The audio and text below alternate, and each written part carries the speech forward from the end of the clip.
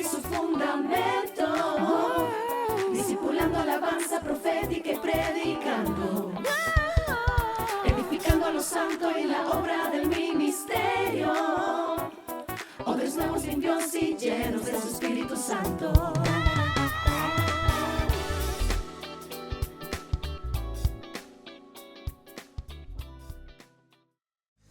Amada iglesia,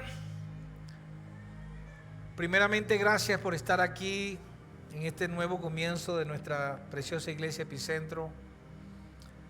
Queremos bendecir sus vidas, sus familias, sus propósitos, porque hoy vamos a deleitarnos en un tema súper importante. Un tema que pensamos a veces que solamente nos ocurre a nosotros, pero la realidad es que cada uno de nosotros la ha vivido más de una vez o algunas veces. A veces despertamos con la mente cansada, que parece que no hubiésemos dormido absolutamente nada durante toda la noche. A veces las preocupaciones con las que nos dormimos, de esa misma manera nos levantamos y eso nos genera miedo. El temor es vivir en una condición de desprotección. El temor es vivir en una condición de desprotección. El temor es una alarma, es una emoción básica del ser humano. Y esta se produce cuando estamos frente a una amenaza, sea real o sea imaginaria.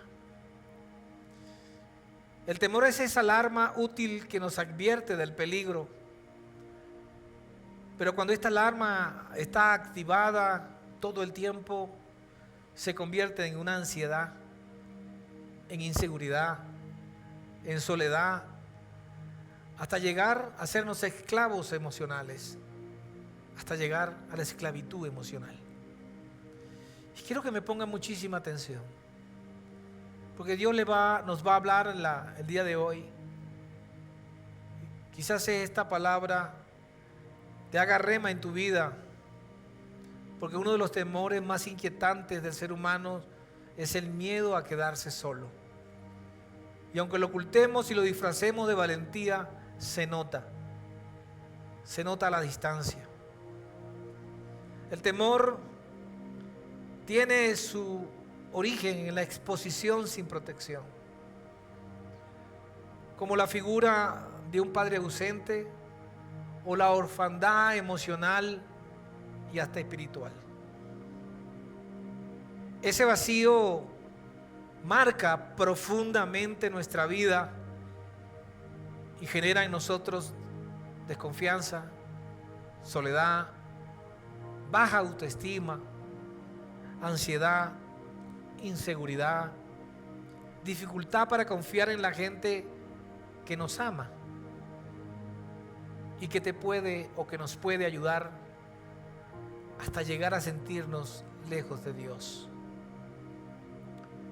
La palabra de Dios reconoce que el temor existe y nos enseña que el temor no debe gobernarnos cuando tenemos la cobertura y la protección del amor de Dios. Muchos de nosotros a veces no entendemos esto, pero un hijo de Dios no puede caminar en temor. Y esto tiene una explicación desde el libro de Génesis, desde el Edén. Porque el temor entró en la experiencia humana a partir del pecado original en el Edén. En el principio, Adán y Eva vivían en perfecta comunión con Dios. Caminaban en ese lugar tan hermoso, sin ningún tipo de vergüenza, sin culpas. Pero cuando desobedecieron la palabra, desobedecieron el mandato de Dios, se produjo una ruptura espiritual, porque desobedecer trae ruptura.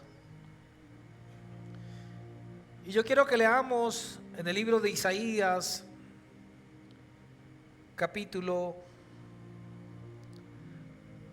59, versículo 2. Dice la palabra: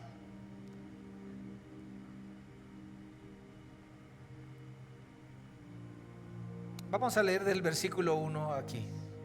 Dice: he aquí que no se ha acortado la mano de Jehová para salvar, ni se ha agravado su oído para oír. Pero vuestras iniquidades han hecho división entre vosotros y vuestro Dios, y vuestros pecados han hecho ocultar de vosotros su rostro para no oír. Adán tuvo miedo.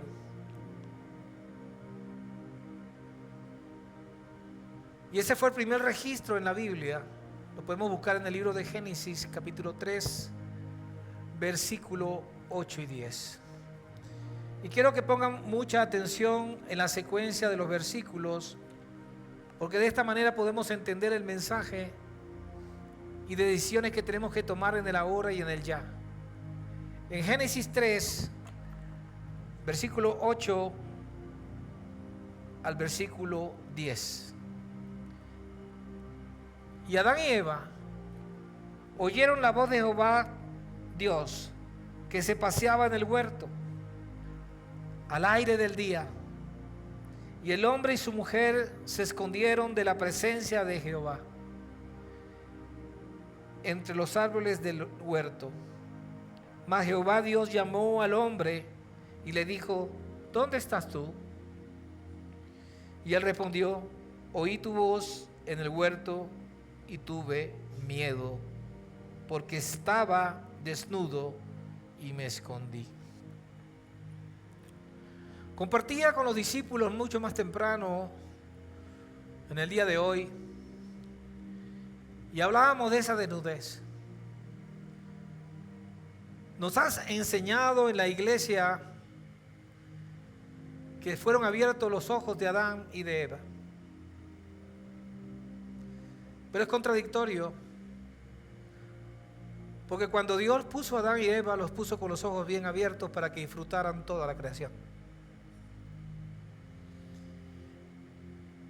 Y cuando leo Génesis capítulo 3, versículo 8 al 10, dice claramente que tuvieron miedo. Y dice más adelante porque se sintieron desnudos. Y aquí la palabra desnudo, tenemos que enfocarnos en la palabra sin cobertura. Porque desnudos siempre andaban. Sin ropa, quise decir. Siempre anduvieron. Desde el antes y el después. No quiere decir que cuando pecaron desaparecieron su ropaje. Ellos siempre estaban desnudos. Porque así los creó Dios. Varón y hembra los creó.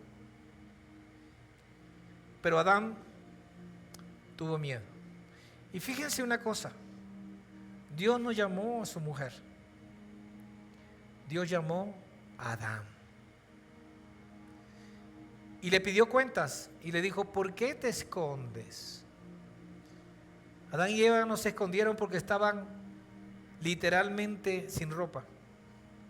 Adán y Eva se escondieron porque sintieron miedo, porque se sintieron sin cobertura, sin protección alguna. Ellos caminaban desde la creación abiertamente por todo el Edén, con seguridad, sabían lo que tenían que hacer, estaban en conocimiento de lo que era bueno para ellos y lo que no era bueno para ellos.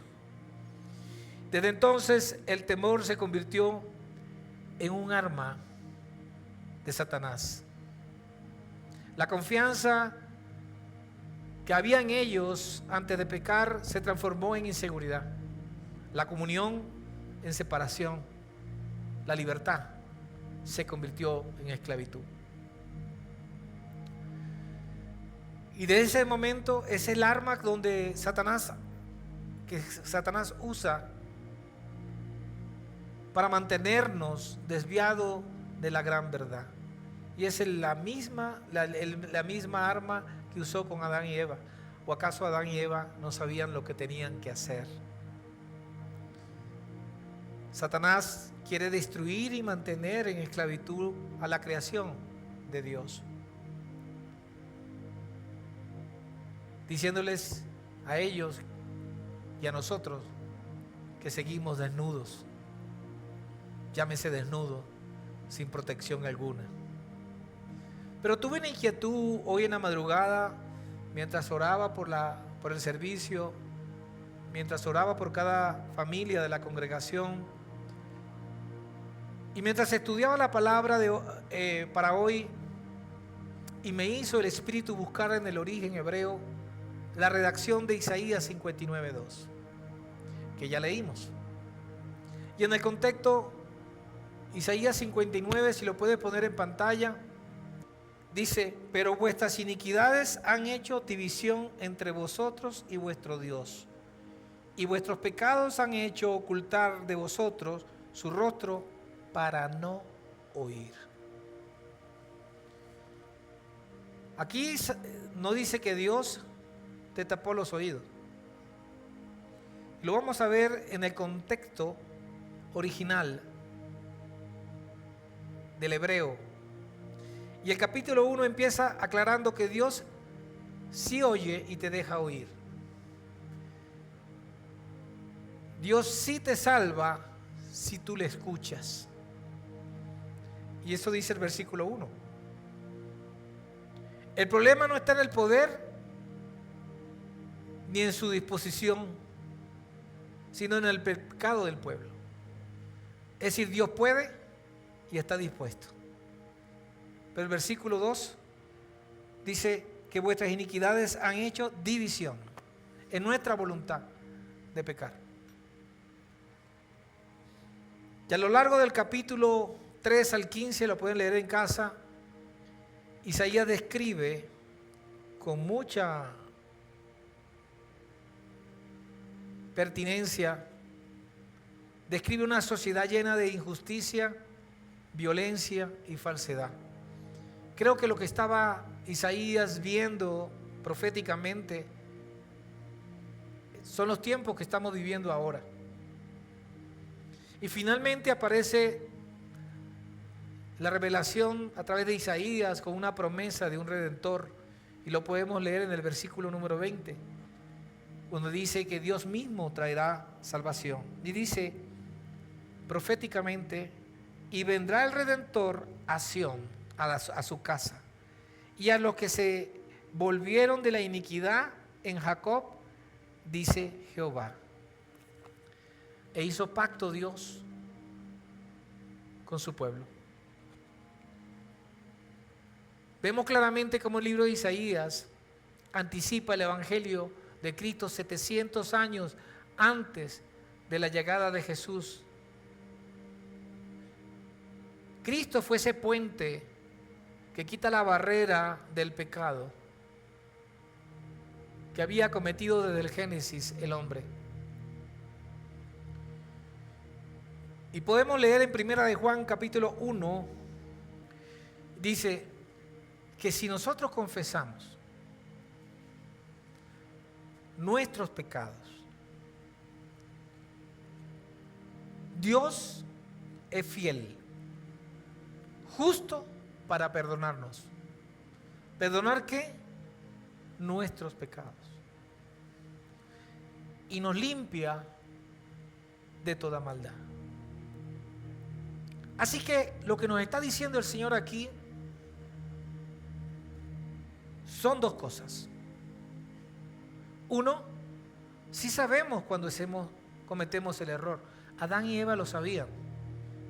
Sabían que no podían hablar, ni comer, ni probar del fruto por el cual cayó el pecado en la humanidad. Y ellos a conciencia lo hicieron. Muchos de nosotros entramos en pecados a conciencia de que estamos haciendo el mal. Muchos de nosotros seguimos cometiendo el mismo pecado de siempre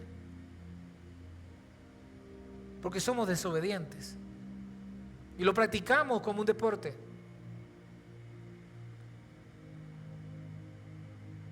Hebreos capítulo 10,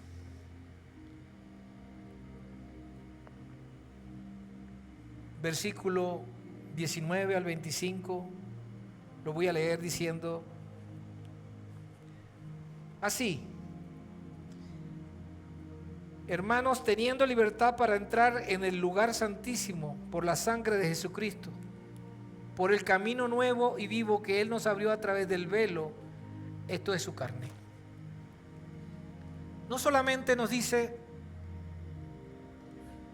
que estamos haciendo mal y estamos convencidos del error que cometemos y del pecado que cometemos, sino que aún así Él rompió ese velo que nos mantenía alejados de su presencia, del trono de la gracia, y nos dio la libertad de acercarnos, como dice primero de Juan, pidiendo perdón por nuestros pecados y acercarnos al trono de la gracia, donde hay infinita misericordia para los pecados que cometemos. Ya no hay separación, porque la sangre de Jesús abrió ese camino que el pecado había cerrado, como dice la canción. La sangre del Cordero derramada nos protege de la muerte eterna. Nosotros éramos esa creación y esa humanidad caída. Nosotros éramos eso. Nosotros representamos ese Génesis que leímos.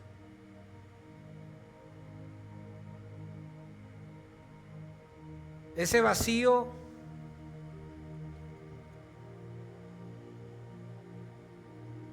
que hay en nuestra vida por cometer el pecado y que generan desconfianza ante los demás. Y cuando yo tuve esa inquietud de leer en el original, podemos ver claramente cómo Dios nos da el poder para tomar las decisiones, el libre albedrío, para que podamos nosotros avanzar el camino abierto hacia el trono de la gracia cuando nos equivocamos. Él ya pagó por el pecado que nosotros continuamos cometiendo y que a veces no nos arrepentimos. Por eso nosotros éramos esa creación, esa humanidad caída antes que Jesús apareciera en escena. Ya que Él vino y restauró esa condición cuando fuimos redimidos. Redimidos por una sangre de incalculable valor. Ya tú y yo no tenemos una condición de caído. Nosotros fuimos redimidos porque la sangre de Cristo nos ha redimido y porque hemos creído en Jesús y que con su muerte en la cruz hemos sido salvados. ¿Quién dice amén a eso? Yo diría amén fuertemente a eso. Redimidos de una condición de esclavitud a la cual Satanás nos había sometido. Cuando aceptamos a Jesús como nuestro único y suficiente Salvador, estamos diciendo Abba Padre. Estamos diciendo, yo soy un hijo de Dios. Jesús dice en la palabra que tenemos que tener intimidad con el Padre cuando reconocemos que hemos sido salvados y redimidos. No solamente decirlo, sino actuarlo, como dije antes, en nuestro lugar secreto. Porque ese es el siguiente paso de un creyente. Un creyente no se puede mantener creyendo, sino haciendo. Como dice Mateo en el capítulo 6, versículo 6, donde parafraseando dice, no se trata solamente de orar, sino de vivir en comunión con Él, en lo secreto, porque la verdadera fortaleza de un hijo no es cuando hablamos en público de Él, como lo estoy haciendo hoy día, no, sino cuando le buscamos en secreto, en esa intimidad con Él, en lo íntimo. Y producto de eso, de esa intimidad, es que nosotros podemos parir, preñarnos de su carácter. Podemos producir fruto del mismo Espíritu de Dios en nosotros. Y como resultado, obtenemos un nuevo nacimiento. Así que un hombre y una mujer que haya nacido de nuevo, le cuesta volver atrás. Un hombre y una mujer que haya nacido de nuevo del Espíritu, de esa intimidad con el Padre, asumiendo el mismo carácter de Cristo, porque Dios nos hizo semejantes a Él, conoce y sabe cuándo comete pecado, cuándo se está equivocando. En la mentalidad hebrea, ver el rostro de alguien es tener acceso, favor e intimidad. Y por eso fue escrito de esa manera. Con una mentalidad hebrea, así se escribió. Así que vivir en temor es desconocer lo que Jesús hizo por nosotros en la cruz del Calvario. Cuando permitimos que sea Cristo a través de su Espíritu que dirija nuestra vida, Dios restaura lo que se perdió en el Edén. ¿Quién dice amén a eso? Así que tú no eres un hijo del enemigo, tú eres un hijo de Dios. 3 amén. Tú eres un hijo de Dios. Tú eres un hijo de Dios. Y por eso la Biblia repite constante: no temas, yo te he restaurado. Yo fui el que morí en la cruz del Calvario. Yo cedí mi sangre por tu perdón. Por eso la Biblia repite constantemente: no temas, avanza. Amados hermanos, nos vamos a equivocar, claro que sí, pero seremos los más rápidos perdonadores de la historia. Una iglesia que perdona es una iglesia restaurada. Una iglesia restaurada puede salir allá a la comunidad a bendecir a otros. Amado hermano, hermanas, amigos que nos visitan, toma en cuenta que vivir en iniquidad es vivir en un pecado consciente. Estás consciente de lo que estás haciendo. Y eso se genera por rebeldía, torciendo la palabra, ausencia de temor santo, que no es el temor al cual yo me estoy refiriendo en este mensaje, porque sabes que Dios te ama, te quiere y te ha elegido para hacer buenas obras.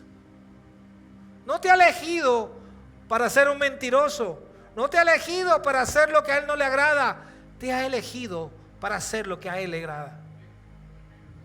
Y por eso leemos en Isaías 41:10: no temas, porque yo estoy contigo. Y en Isaías 59:20 dice: el Redentor vendrá de Jerusalén para rescatar a su pueblo, Israel, a los que se hayan apartado de sus pecados. A los que se hayan apartado. La pregunta es, iglesia, ¿te has apartado de tus pecados? ¿O sigues pensando que hay tiempo? Ya habrá el tiempo en que Dios me perdona. Segunda de Timoteo capítulo 1 versículo 7 dice que ya no vivimos bajo la consecuencia de lo sucedido en el Edén, sino bajo la nueva vida en Cristo. No nos ha dado Dios un espíritu de cobardía, sino de poder, amor y dominio propio. ¿Quién dice amén a eso? Recibe lo que es de parte de Dios para ti. Dios no te ha dado un espíritu de cobardía. Dios te ha dado poder, amor y dominio propio. Dios te ha bendecido para que te levantes con valentía y digas: me equivoqué, perdóname. En el libro de Juan, capítulo 15, versículos 4 y 5, nos dice que permanezcamos en Cristo. Y de esa misma manera Cristo permanecerá en nosotros. Porque una rama no puede producir frutos. Y estamos hablando del fruto del Espíritu. Una rama no puede producir frutos si está escortada. ¿Y de qué fruto? Del Espíritu Santo que está dentro de ti. Juan nos está hablando, recordando el fruto del Espíritu. Juan nos está diciendo que debe ser parte de la rama, de la savia que corre por el tronco de ese árbol y que te alcanza tu corazón, que alcanza tu vida. Siempre recuerda Isaías 41, 10. No tengas miedo porque estoy contigo. No te desalientes porque yo soy tu Dios. Te daré fuerzas y te ayudaré.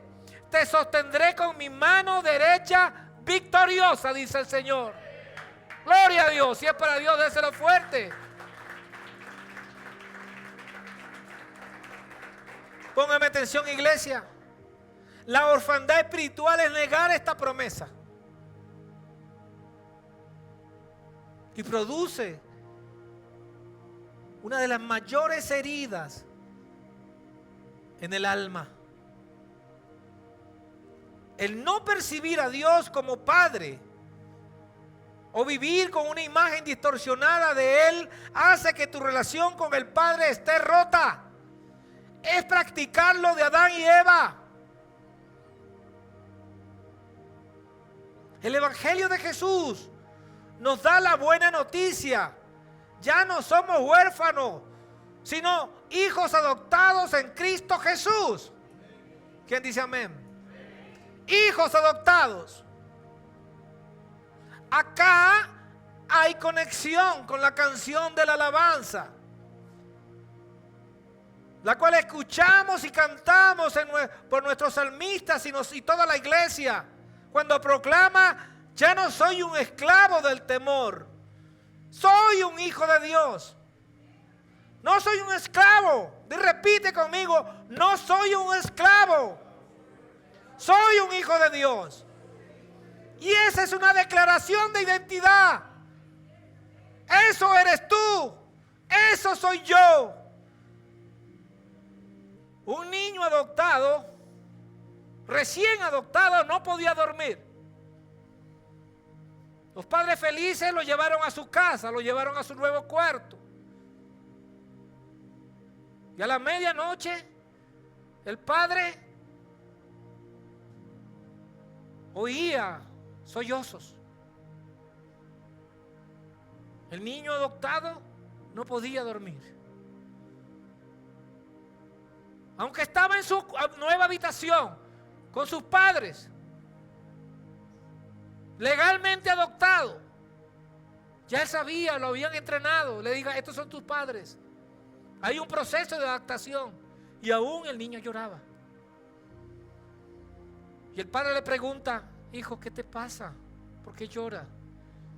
Digo: temo volver a ser abandonado. Cada noche su padre entraba al cuarto porque lo oía llorar. Y el padre lo abrazaba y le decía: eres mío, nunca te dejaré. Un día ese niño dejó de llorar. Y aunque el padre seguía visitándole, lo veía dormido, tranquilamente, con verdadera confianza. Ese niño dejó de ser esclavo, esclavo del miedo, porque entendió que tenía un padre verdadero. Y esta es la historia que nos pasa a veces a nosotros. Habiendo aceptado a Jesús, teniendo un padre, seguimos llorando como niños abandonados. Asimismo, nuestro Abba Padre te dice: hermano, hermana, tú eres mi hijo amado y yo te amo. Yo te amo. Podía sentir hoy en la madrugada como me decía: yo te amo. Dile a mi casa que yo los amo. Pero ellos no me han escuchado. Deben escucharme. Que de su boca pueda salir: Abba Padre. Pablo se lo decía en 2 de Timoteo 1:10, 1:7 a los cristianos que estaban en Roma. Era una iglesia perseguida y rechazada. Muchos vivían con miedo, pero Pablo les recuerda, no tienen un espíritu de esclavitud para vivir otra vez en temor, sino un espíritu de adopción. Muchas veces eso le está pasando a la iglesia, a muchos en la iglesia. Y no era casualidad que Pablo esté diciendo esto a la iglesia de Roma, o la que estaba en Roma. Porque en la Roma antigua, la adopción era un acto legal y definitivo. Y por ello Pablo se los refería, porque ellos entendían, sabían que el hijo adoptado pasaba a tener los mismos derechos de un hijo legítimo. Y sus deudas, escuchen esto, todas sus deudas anteriores habían sido borradas. Y con esa imagen, Pablo afirma que Cristo murió en la cruz, borrando toda tu historia, haciéndonos hijos de la herencia, no hijos del temor. Porque el temor ya no tiene poder entre nosotros o en nosotros. ¿Quién dice amén? Recibe esta palabra. Leemos en Romanos 8, capítulo 14, versículo 15. Capítulo 8, 14 y 15. Nos enseña 3 verdades. A todos los que somos guiados por el Espíritu. ¿Usted es guiado por el Espíritu? Creo que nada más los de aquí no. ¿Ustedes son guiados por el Espíritu? ¿Y saben por qué son guiados por el Espíritu? Porque son hijos de Dios. Y si eres un hijo de Dios, ya no somos esclavos del temor. Porque el temor paraliza, roba la paz y destruye la fe.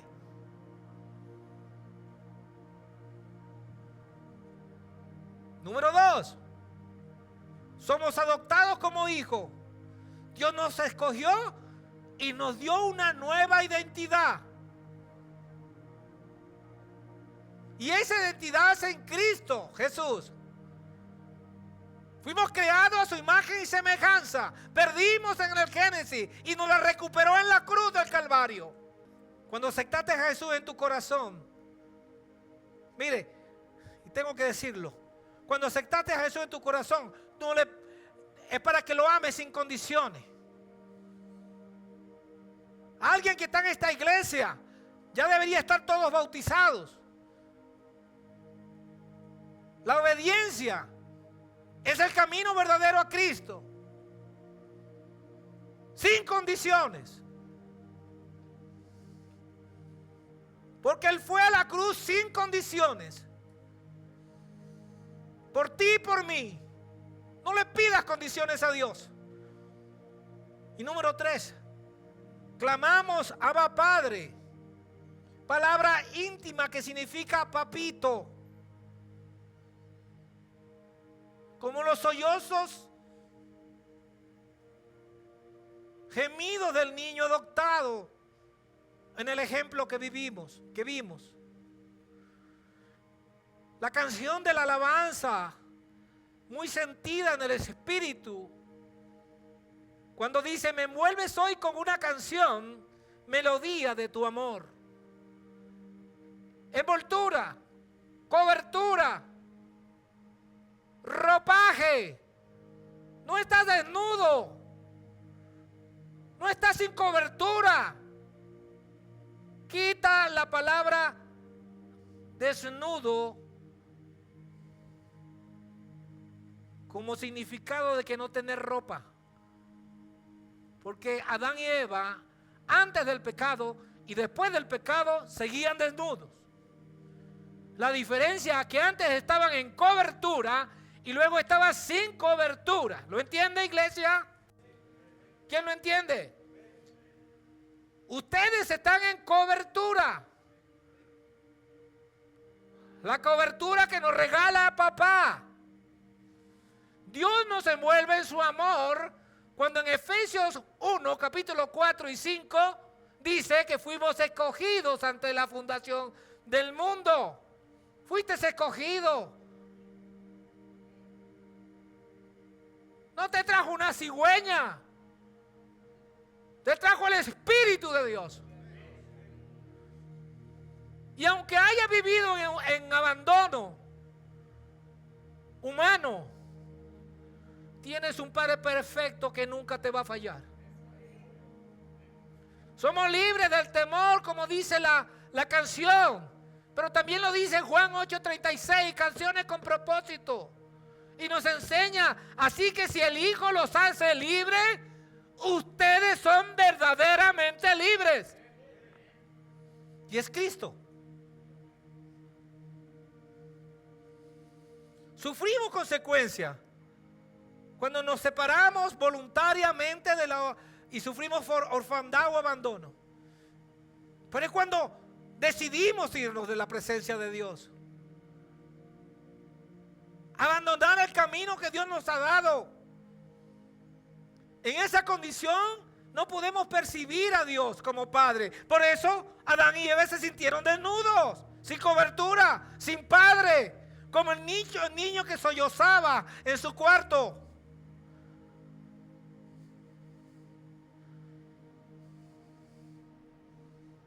Podemos orar, pero sin confianza ni intimidad no podemos lograr tener realmente lo que dice Gálatas capítulo 5, el fruto del Espíritu. Y vamos a seguir viviendo en esclavitud, no como hijos. Rechazamos la paternidad pastoral porque proyectan sus heridas hacia los pastores. No lo ven como una guía espiritual, lo ven como una amenaza y rechazan la autoridad de Dios cuando rechazan la autoridad de su pastor. Y esa es la condición de identidad frágil. Aquellos que solamente buscan aprobación humana, viven inseguros, temen el rechazo. Y esa es una condición humana de inmadurez espiritual. Hay inestabilidad. Son fáciles de apartarse de la iglesia y dejarse arrastrar por el desánimo. Siguen buscando a alguien que les dé la razón, que les mantengan inspirados, que les consuele. Se esconden cuando se equivocan. No aceptan la reprensión. Viven de lo que eran o fueron y no pueden ver de lo que son un hijo de Dios. No lo pueden ver. La palabra lo dice. No lo pueden oír.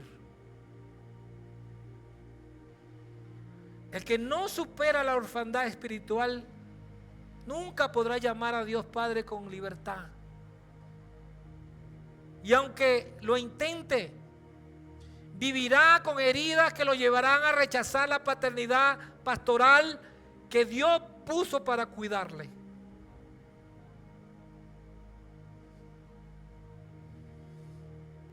Dios abre caminos imposibles. La canción recuerda la historia del Éxodo. Dice: abriste el mar para que yo camine. Así como Dios abrió el mar rojo, también abre caminos en medio de tus miedos y de tus luchas.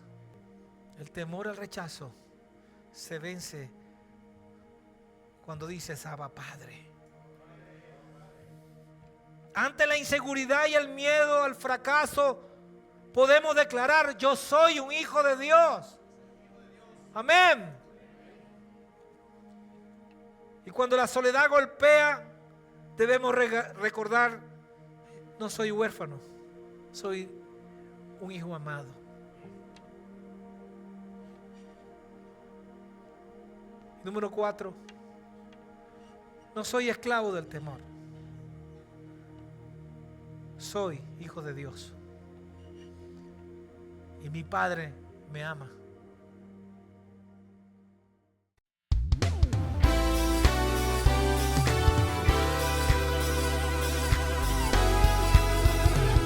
Edifiquemos el cuerpo de de Cristo y su fundamento, discipulando alabanza profética y predicando, edificando a los santos en la obra del ministerio, odres nuevos, limpios y llenos de su Espíritu Santo.